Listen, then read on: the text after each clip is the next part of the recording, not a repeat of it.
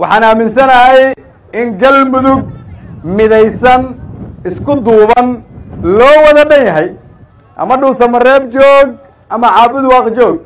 ama cadaado joog ama gaalkacyo joog ama ceeldheer joog ama kuwa naga maqan weli oo ceelbuur ugu horeysa joog macnaheedu waxa ay tahay haddii aad tahay reer galmudug inaad ka fikirtaa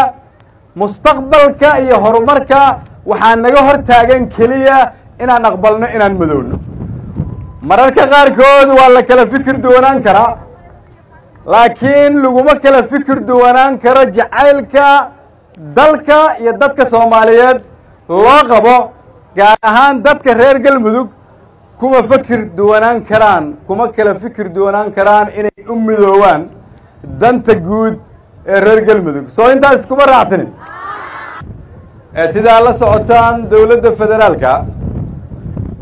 labadii sano oo madaxweynaha iyo anigu aan joognay waxaa ku socday dib u habeyn hay-adaheeda dhaqaalaha iyo hay-adaheeda amniga iyo hay-adaheeda siyaasadda iyo hay-adaheeda arrimaha bulshada dib u habeynta dhaqaalaha ayaa waxa uu dhaliyey in qof walba oo soomaaliyeed oo dowladda u shaqeeya madax iyo shaqaalaba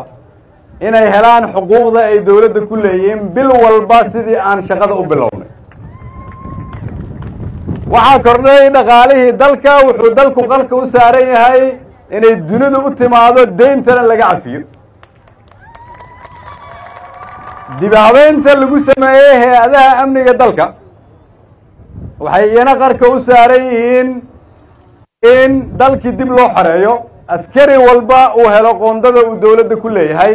ciidankeena uu noqdo ciidan tayaysan hay-adaha siyaasaddana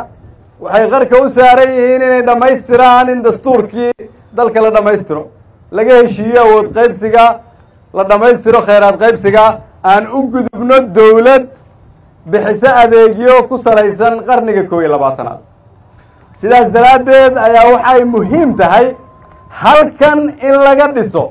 dowlad goboleed xooggan oo midaysan ka qayb qaadata horumarka dalka u adeegta danaha reer galmudug ka fikirta mustaqbalka fog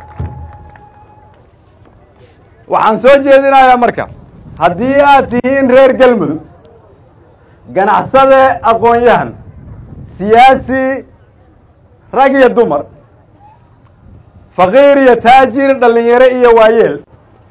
qof walba oo reer galmuduga waxaan leeyahay horumarka dalka soomaaliyeed uu ku tallaabsanayo waxaa la rabaa inay aasaas u ahaato dowlad goboleed loo wada dhan yahay oo reer galmuduga annagoo marka kulligii reer galmuduga waxaa nagu waajib ah inaan aqbalno meel walba oo aan galmudug ka joogno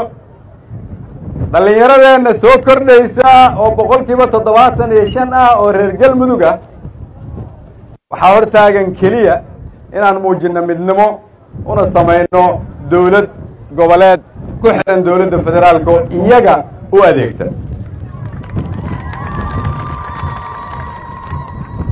ganacsatada reer galmudugna waxaan ugu baaqayaa inay gobolkooda maal gashtaan halkan ayay tahay meesha ay ka yimaadeen halkan ayay tahay meesha loogu dabaaldegi doono halkan ayay tahay meesha ay ku dambayn doonaan waxaan u mahad celinayaa madaxa fulinta dowlad goboleedka galmudug sheekh shaakir iyo madaxweyne xaaf oo labaduba aqbalay inay ka dhacdo galmudug doorasho dib loogu yeegleelayo galmudug mug weyn oo dhammaystiran su-aashu waxay tahay marka reer dhuusamareebeedow diyaar ma u tihiin doorasho diyaar ma u tihiin galmudug xooggan oo cusub in la dhiso ma soo dhoweynaysaan maadaama aad magaalo madax tihiin reer galmudug oo dhan shuruud la'aan meel walbay ka imaanayaan waxaan haddaba leeyahay si ay taasi u hergesho magaalo madax waa inay magaalo madax u ekaataa halkan waa inay ka howlgalaan hay-adaha dhaqaalaha hay-adaha horumarinta hay-adaha siyaasadeed hay-adaha amniga oo dhan oo heer federaal ah waa in hay-adihiina amniga iyo kuwa heer federaal ay gacmaha isqabsadaan si halkan looga muujiyo xasilooni loogana shaqeeyo inay ka dhacdo doorasho cid walba uu yidhaahdo waxay ka dhacaysaa magaalo madaxda galmudug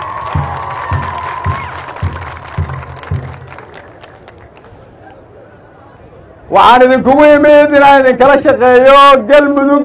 midaysan nidaamsan una adeegta shacabka reer galmudug iyo qarannimada soomaaliyeed gobollada dhexe oo taariikh ahaan aada ogtihiin inay ka soo jeedaan halyeeyo badan oo u soo halgamay gobonnimada soomaaliyeed ama reer galmudug taariikhda haddii dib loo raaco reer galmudug waxa ay yihiin dad soomaaliyeed oo la dhihi karo inay qaybta ugu weyn ka ahaayeen xorriyaddii soomaaliyeed sidaas daraaddeed